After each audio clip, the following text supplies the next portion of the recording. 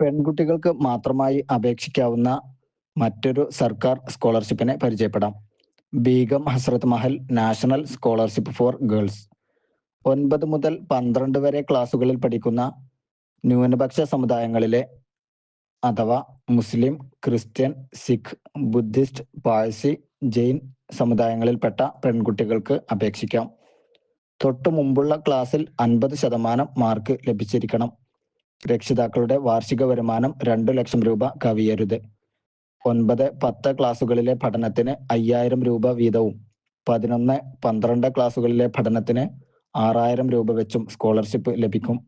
scholarships.gov.in എന്ന പോർട്ടലിൽ നിന്നും ഡീറ്റെയിൽസ് ലഭിക്കുന്നതാണ്.